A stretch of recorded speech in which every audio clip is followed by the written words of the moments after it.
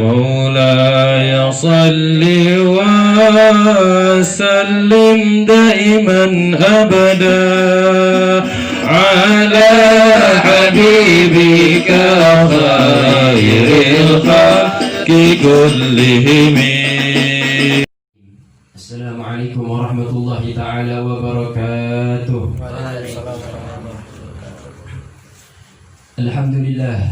الحمد لله الذي يخلق ما يشاء ويختار. أحمده سبحانه العزيز الواحد الغفار. أشهد أن لا إله إلا الله وحده لا شريك له، وأشهد أن سيدنا محمدا إمام المتقين وقدوة الأبرار. اللهم صل وسلم على سيدنا محمد وعلى آله صلاة ما تعاقب الليل والنهار. أما بعد، فقل رب اشرح لي صدري ويسر لي أمري واحلل عقدة من لساني يفقهوا قولي. سبحانك لا علم لنا إلا ما علمتنا إنك أنت العليم الحكيم.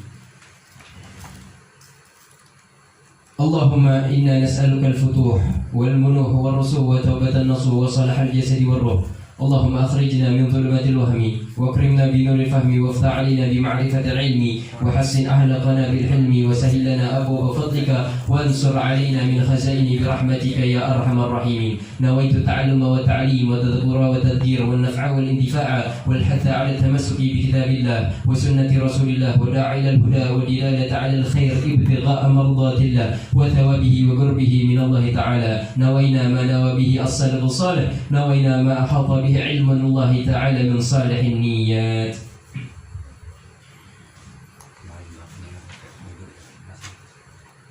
Kepada yang terhormat, yang Al-Fakir hormati, Al-Fakir sayangi, guru kita Ustaz Syafi'i Ahmad hafizahullah ta'ala mata'ala, dan juga kita hormati kita punya guru Al-Ustaz Muhammad Nurdin bin Jailan hafizahullah ta'ala mata'ala dan juga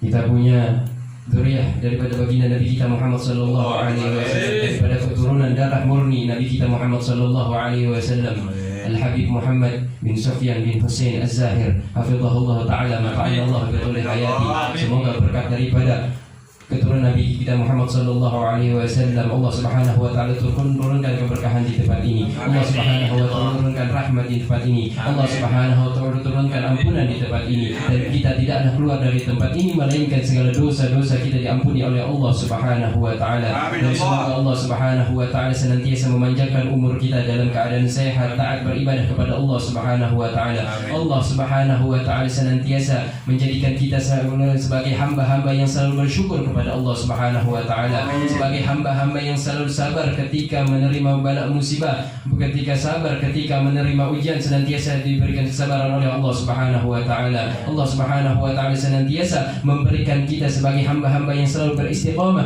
di jalan kebaikannya Allah Subhanahu wa taala. Amin amin ya rabbal alamin. Alhamdulillah, puja serta puji syukur kita kehadirat Allah Subhanahu wa taala. Allah yang telah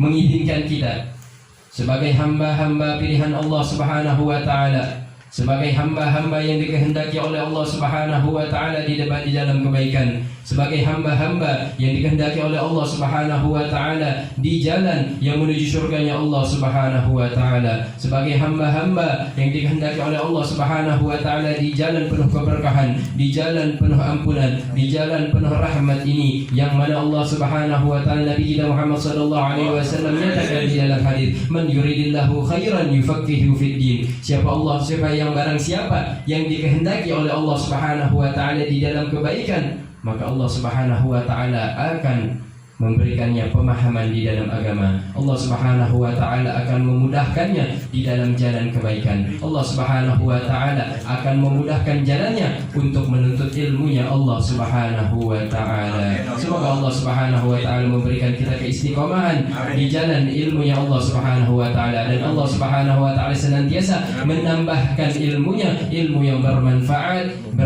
bagi kita, bagi diri kita, bagi tetangga kita, bagi sahabat kita, dan bagi pengikut Nabi kita Muhammad sallallahu alaihi wasallam ila yaumil qiyamah. Kita sampai pembahasan apa di matan mabadinya kemarin, furudul wudu. Sekarang maniyatul wudu. Ya, maniyatul wudu. Kemudian halaman 5, maniyatul wudu. Ya, halaman 5 maniyatul wudu. Sampai kita pembahasan kemarin sudah selesai daripada furudul wudu ataupun arkanul wudu yang wajib-wajib di dalam berwudu. Lanjut ke pembahasan yaitu maniyatul wudu. Apa niat berwudu? Ini juga sudah kita bahas di dalam bab niat ya. Jadi langsung kita lewat karena sudah kita bahas kemarin di bab niat, semuanya sudah terpaparkan. Maniyatul wudu, apa niat wudu? Hiya nawaitu raf'al hadathil asghar, yaitu niatnya apa? Nawaitu raf'al hadathil asghar fardhan lillahi ta'ala. Nawaitul wudu juga cukup, nawaitul wudu. Tetapi sempurnanya nawaitu raf'al hadathil asghar fardhan lillahi ta'ala. Lanjut, kemarin sudah dijelaskan ya bagaimana niat ketika yang punya penyakit salisil baul, niat bagaimana untuk orang yang salim, yang selamat daripada salisil baul. Kemarin semuanya sudah dijelaskan ya kan, semuanya terpaparkan masing-masing daripada kategori orangnya. Lanjut, man hadathul asghar, apa yang dimaksud hadas kecil itu? Apa sih yang dimaksud hadas kecil? Wudu kan gunanya untuk mengangkat daripada hadas kecil. Sedangkan hadas kecil itu apa? Mal hadathul asghar, apa hadas kecil itu? Huwa kullu ma yubtil wudu, yaitu segala hal yang membatalkan wudu. Kullu, setiap, ma apa-apa, yubtilul wudu, yang membatalkan wudu. Kullu, setiap, ma apa-apa, yubtilul wudu, yang membatalkan wudu. Itu arti perkataannya. Yang namanya hadas asghar apa? Segala apapun yang membatalkan wudu itu disebut hadas asghar. Kencing membatalkan wudu berarti kencing hadas asghar, hadas kecil. Tidur membatalkan wudu berarti tidur hadas kecil. Dan semua nanti dijelaskan apa-apa saja yang membatalkan wudu. Berarti itu termasuk daripada kategori hadas asghar. Sedangkan hadas itu sendiri apa? Hadas itu sendiri apa? Apa sih? Nah, ada yang namanya hadas, ada yang namanya najis. Apa sih hadas? Yaitu amrun i'tibariyun yamna'u sihhatas shalah haitsu la murakhis. Yang namanya hadas apa? Amrun, sebuah perkara, i'tibariyun, perkara yang i'tibari, yang ibarat saja. Perkara yang bentuknya itu hanya ibarat saja. Apa sih yang perkara yang dimaksud dengan perkara yang kategorinya adalah perkara berbentuk ibarat saja? Yaitu yang tidak bisa dirasakan oleh panca indera. Itu namanya amrun i'tibari. Tidak bisa dirasakan oleh mata, tidak bisa dirasakan oleh telinga, tidak bisa dirasakan oleh lidah, dan tidak bisa dirasakan oleh kulit. Itu namanya amrun i'tibari. Makanya kita nggak bisa membedakan antara orang yang punya hadas sama orang yang tidak punya hadas. Siapa yang di sini masih punya wudu? Insya Allah anak masih. Ada yang sudah batal wudunya? Udah. Ada yang punya hadas? Misalkan ada si A sama si B, yang satu sudah wudu, yang satu lagi belum wudu. Yang satu nggak punya hadas, yang satu punya hadas. Bisa dibedakan nggak? Apakah di jidatnya ada tanda di sini hijau? Yang punya hadas pantatnya hijau, misalkan. Ternyata cepirit bening. Cepirit bening, pantatnya hijau. Yang nggak punya hadas bersih misalkan jidat, nggak bisa dibedakan karena yang namanya hadas itu amrun i'tibari, perkara yang tidak kasat mata, tidak bisa dilihat oleh mata, tidak bisa didengar oleh telinga, tidak bisa dirasakan oleh kulit. Itu namanya amrun i'tibari. Tetapi amrun i'tibari yang sifatnya apa? Yamna'u sihatas shalah, yang mana perkara tersebut mencegah daripada sahnya sholat. Hadas, perkara yang tidak bisa dirasakan oleh panca indera dan tidak yang mana perkara tersebut mencegah sahnya sholat. Kencing termasuk daripada hadas, tidak bisa terlihat hadasnya tersebut dan mencegah daripada sahnya sholat. Haitsulah murakhis, sekiranya tidak ada rukhsah, dia mencegah sahnya sholat sekiranya tidak ada rukhsah, tidak ada kompensasi, keringanan. Berbeda kalau misalnya mencegah sahnya sholat tetapi dalam keadaan rukhsah. Contohnya apa? Salisil bol yang anunya udah dol, yang klepnya udah dol, yang keluar netes air kencing terus. Sedangkan apa? Dia daimul hadas, dalam keadaan hadas terus. Dia wudu, terangkat gak? Hadasnya terangkat gak? Enggak. Hadasnya tidak terangkat. Tetapi itu tetap dinamakan hadas. Walaupun karena apa? Wudunya dia tidak yamna sihatas sholat.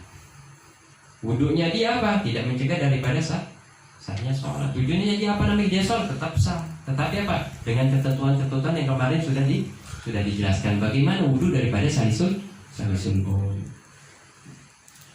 Kemudian baca selanjutnya apa? Mayub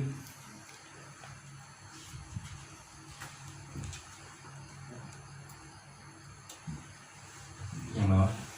Maladi yubtilul wudu. Yang paling bawah halimnya. Maladi yubtilul wudu. Nah, cukup.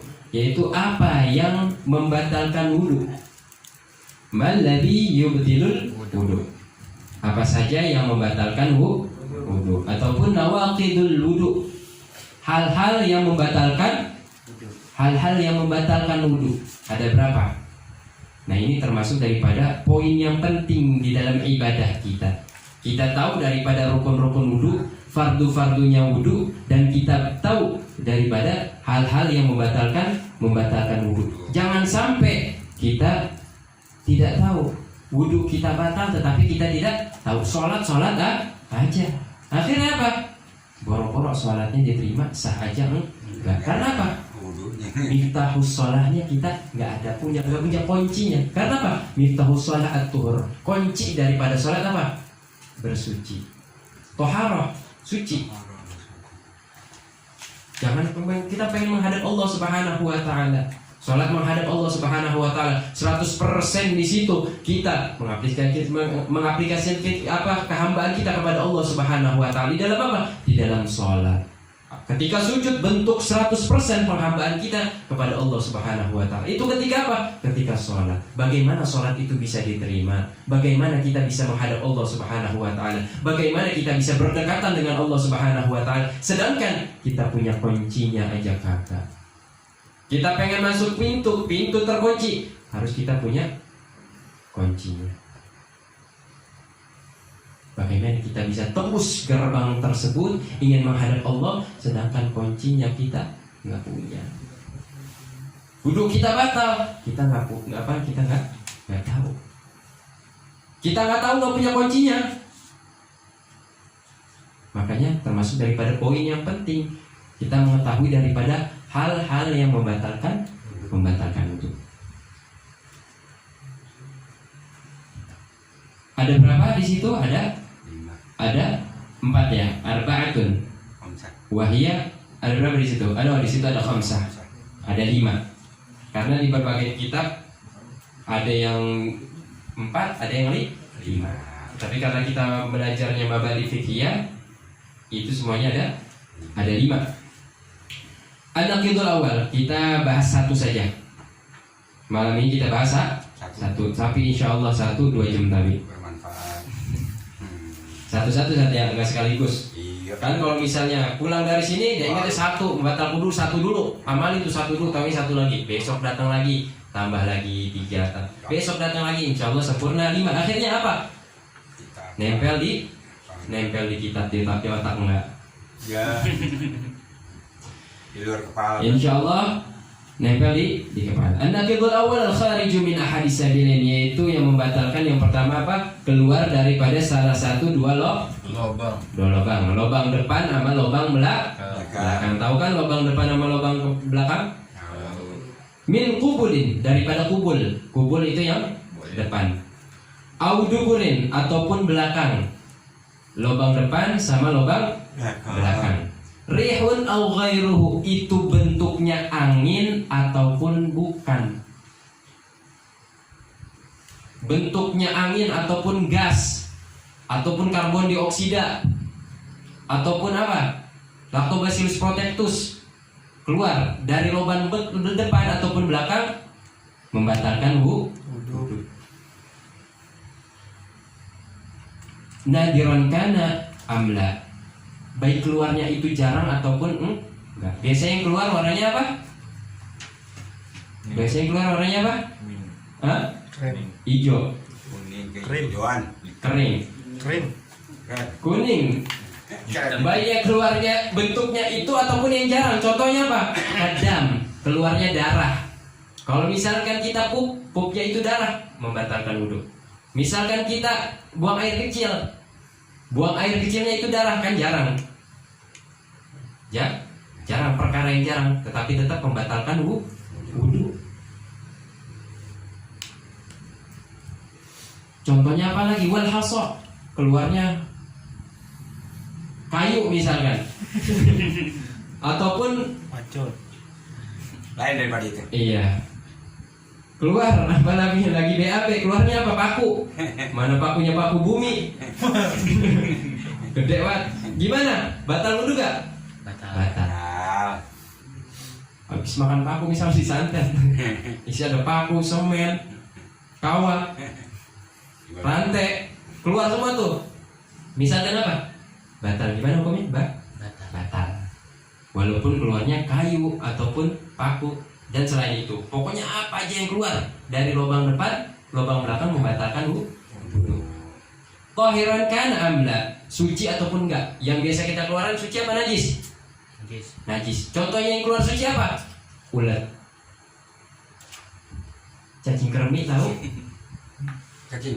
Yang bikin gatal? Iya, Tahu benar. cacing kremi? Bisa tuh. Yang dikeluarinnya pakai pentol korek? Iya benar. Kadang-kadang dulu anak kecil ya Sat ya. Iya benar. Kalau ngelapor mamanya, "Mak, kremi, nonggeng." Ambil korek, pentol korek. Yang ketawa kencang kayaknya pernah itu. Keremian, namanya keremian. Cacing kremi keluar dari Ini ke kobra. apa namanya, lubang belakang. Hukumnya apa? Itu suci apa najis? Suci. Suci. Hukumnya suci, tapi apa? Membatalkan wudhu. Rotban am jaffan, baik itu encer ataupun keras. Keluarnya encer ataupun keras. Itu semuanya membatalkan wudhu. Pokoknya apapun yang keluar dari lubang depan ataupun lubang belakang, keluarnya apapun, berbentuk angin, berbentuk gas yang gas 3 kilo, berbentuk darah, berbentuk warnanya belau, berbentuk apapun, semuanya membatalkan wudhu. Illal mani, kecuali satu yang nggak membatalkan wudhu. Keluar apa itu? Mani, ataupun bahasanya sperma. Ini agak emang begini ya. Fikih emang begini. Karena kalau misalnya ketika belajar fikih kita menghindari dari hal-hal yang apa sih bahasanya, porno ya, bukan porno sih, emang apa namanya, bahasanya agak begini. Emang seperti itu ilmu fikih. Harus kita mendetail agar kita tahu. Kecuali sperma satu yang keluar dari lubang depan tetapi tidak membatalkan wudhu. Baik keluarnya itu di lubang yang biasa ataupun bukan lubang biasa. Keluar mani membatalkan wudhu. Tetapi bagaimana hukum mani? Hukum mani itu suci. Hukum mani suci tetapi membatalkan wudhu. Hukum air kencing najis tetapi tidak membatalkan wudhu. Loh kok bisa? Kok bisa? Air kencing najis, tetapi membatalkan wudhu. Sedangkan mani suci, kok mau nggak membatalkan wudhu? Harusnya yang keluarnya najis dong membatalkan wudhu, bukan yang suci keluar. Tetapi kalau mani keluar, yang wajib apa? Wudhu apa mandi? Wudhu apa mandi? Mandi. Yang wajib mandi. Sedangkan kencing keluar, wudhu. Wajib mandi nggak? Nggak wajib mandi. Kenapa yang wajib mandi itu mani, bukannya wudhu? Sedangkan yang keluar itu adalah najis. Ini harus perkara yang ta'abudi. Yang kita terima bukan hanya akal saja, tetapi apa? Iman. Karena ada syariat ta'abudi, la yuqal ma'nahu, yang tidak masuk akal. Perkara tidak masuk akal. Tetapi apa? Kita harus terima dengan iman dan ilmu. Seperti perkara ini, seperti perkara mani. Kalau kita condongkan ke akal nggak bakalan terima. Kenapa? Karena apa? Mani suci. Mani suci. Keluarnya wajib mandi. Sedangkan air kencing hukumnya apa? Najis. Tetapi nggak wajib mandi. Gimana ngejawabnya? Ngejawabnya ada 3. Jawaban akal-akalan, jawaban akal pakai ilmu, jawaban keimanan. Jawaban akal-akalan gimana? Nah, Pak Ustadz, Pak Kiai, Pak Habib, misalkan ada murid menanya, Pak Habib udah pakai Habib lagi, boros banget.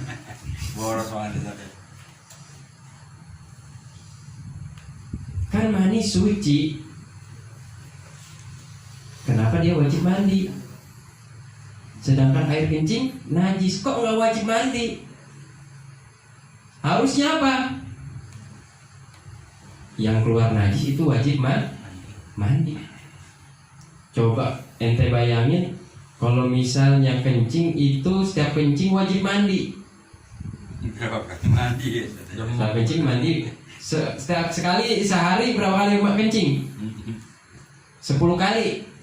10 kali mandi setiap hari. Seminggu jadi mujair. Kebanyakan kena air. Itu kalau ini rumah. Kebanyakan kena Kalau ini rumah. itu jawab akal-akalan. Jawab akal-akalan itu.